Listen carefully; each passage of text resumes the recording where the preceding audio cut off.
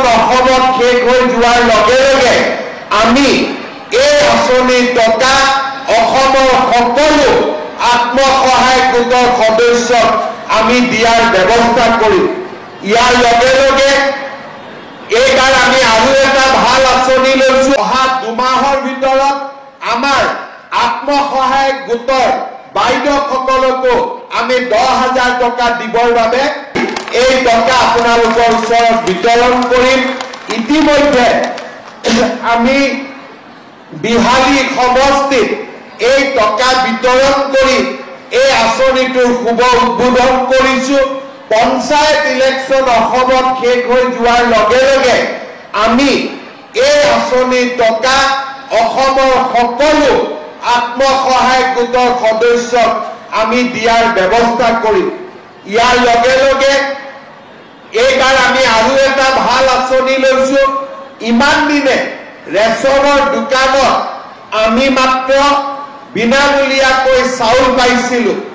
এইবাৰৰ পৰা 1 অক্টোবৰৰ পৰা ৰেচনৰ দোকানত আপোনালোকক আমি দালি দিম বজাৰতকৈ 25 টকা কম দামত, আমি আপোনালোকক চেনি দিম বজাৰতকৈ 25 টকা কম দামত, আৰু আমি আপোনালোকক নিমখ দিম বজাৰতকৈ 10 টকা কম দামত।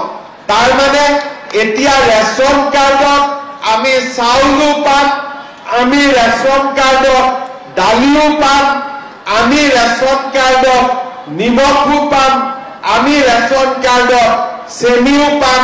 ইমানবিলাক আঁচনি আমাৰ চৰকাৰে হাতত লৈছে।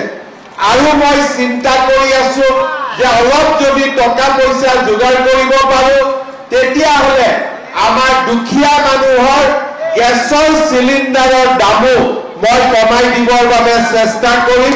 তাৰ কাৰণেও মই ইতিমধ্যে ব্যৱস্থা লাহে লাহে হাতত লৈ আছো। এইবাৰ আমি আৰু এটা কথা চিন্তা কৰিছো যে আমাৰ যিবিলাক ল'ৰা ছোৱালীয়ে মেট্ৰিক পৰীক্ষা দিয়ে, বছৰত আমাৰ ল'ৰা ছোৱালীয়ে মেট্ৰিক পৰীক্ষা দিয়ে, মেট্ৰিকৰ আগত ল'ৰা ছোৱালীয়ে নোট কিনিব লাগে, কিতাপ কিনিব লাগে, কলম পেপাৰ পাঠ্যপুথি কিনিব লাগে। দুখীয়া মানুহে এইবিলাক কৰোঁতে বহুখিনি টকা পইচা যায়। এইবাৰ মই চিন্তা কৰিছো যে যিমান ল'ৰা ছোৱালীয়ে মেট্ৰিক দিব প্ৰত্যেকটো মেট্ৰিকৰ কেণ্ডিডেটক মই মাহত 300 টকাকৈ দিম, যাতে তেওঁলোকে মেট্ৰিকৰ কাৰণে নিজক প্ৰস্তুত কৰিব পাৰে।